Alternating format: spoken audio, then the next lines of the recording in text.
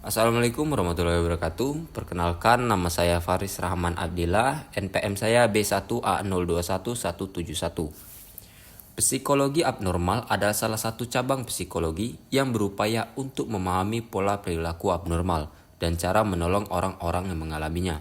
Gangguan psikologis adalah pola perilaku abnormal yang berhubungan dengan kondisi tekanan emosional yang signifikan seperti cemas dan depresi, atau dengan gangguan perilaku atau gangguan terhadap kemampuan untuk berfungsi seperti sulit mengerjakan tugas atau sulit memisahkan realita dari fantasi.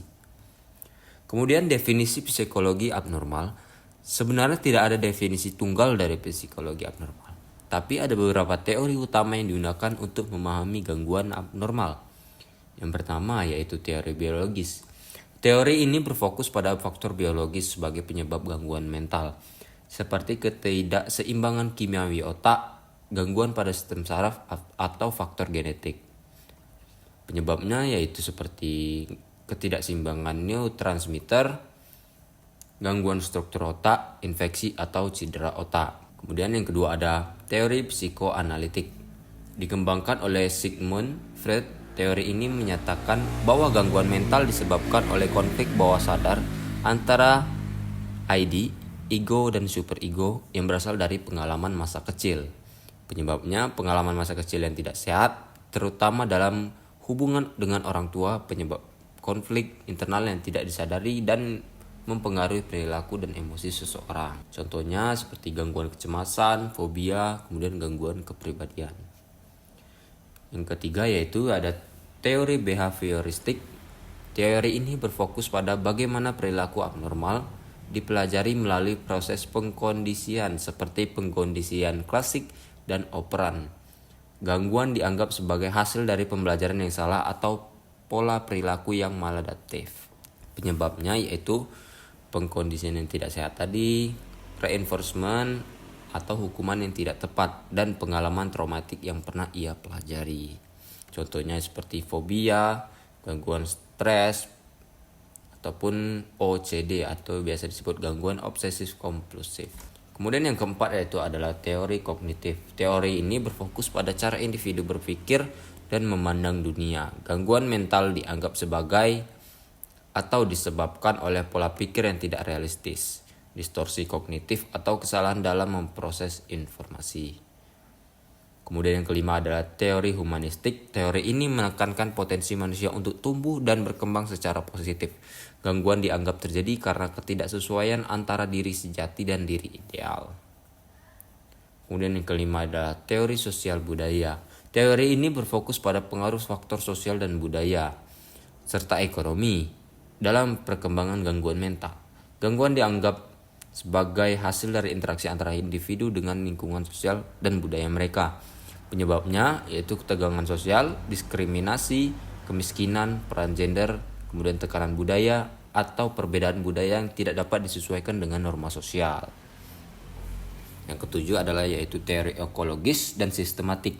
Teori ini memandang gangguan sebagai hasil dari interaksi kompleks antara faktor biologis, psikologis, dan lingkungan.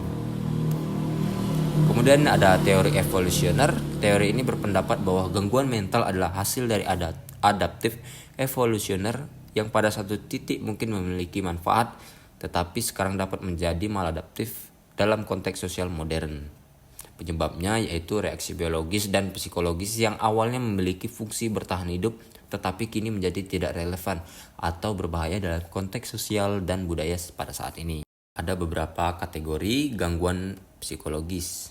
Ada beberapa gangguan atau kategori gangguan psikologis. Yang pertama yaitu gangguan kecemasan, seperti gangguan kecemasan pada umumnya, fobia, dan gangguan panik. Kemudian ada gangguan mood seperti depresi mayor dan gangguan bipolar. Kemudian ada gangguan kepribadian seperti gangguan kepribadian antisosial dan narsistik. Kemudian ada gangguan psikotik seperti skizofrenia. Kemudian ada gangguan makan, contohnya seperti anoreksia nervosa dan bulimia nervosa. Kemudian yang terakhir ada yaitu OCD atau gangguan obsesif kompulsif. Gangguan yang melibatkan pikiran obsesif dan tindakan kompulsif yang berulang-ulang.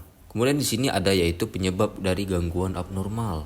Pendekatan yang digunakan untuk menjelaskan Gangguan abnormal termasuk yaitu model biologis, menyatakan bahwa gangguan mental disebabkan oleh masalah dalam sistem saraf atau ketidakseimbangan kimiawi di otak.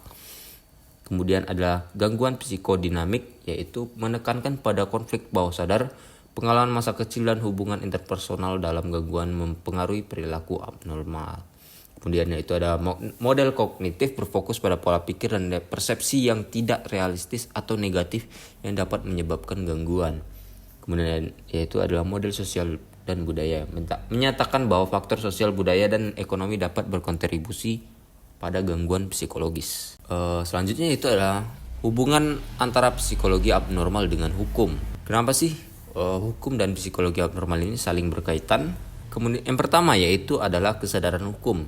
Seseorang yang menderita gangguan mental tertentu seperti skizofrenia atau gangguan bipolar mungkin tidak memiliki kapasitas untuk memahami perbuatan mereka atau tidak menyadari bahwa tindakan mereka salah pada saat kejadian.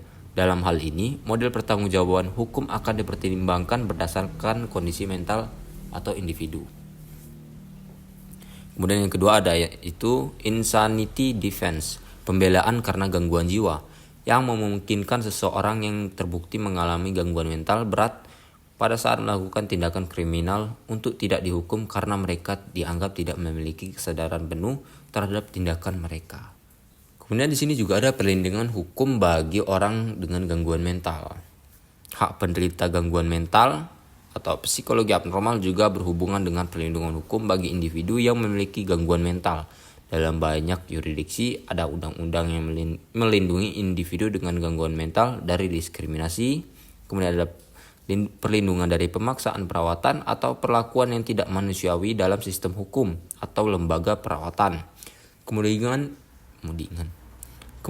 kewenangan untuk dipidana. Seorang individu yang dianggap mengalami gangguan mental berat atau gangguan kejiwaan bisa diberikan perawatan medis yang lebih intensif ketimbang dengan hukuman penjara, misalnya dengan dimasukkan rumah sakit jiwa atau pusat rehabilitasi mental daripada penjara biasa.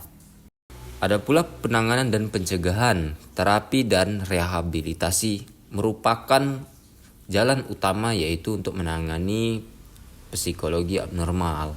Hukum juga terlibat dalam rehabilitasi individu yang mengalami gangguan mental setelah terlibat dalam tindakan kriminal. Program rehabilitasi yang melibatkan psikologi abnormal bertujuan untuk mengobati atau mengelola gangguan mental agar individu tersebut bisa lebih berfungsi secara sosial dan tidak mengulangi tindakan kriminal itu lagi.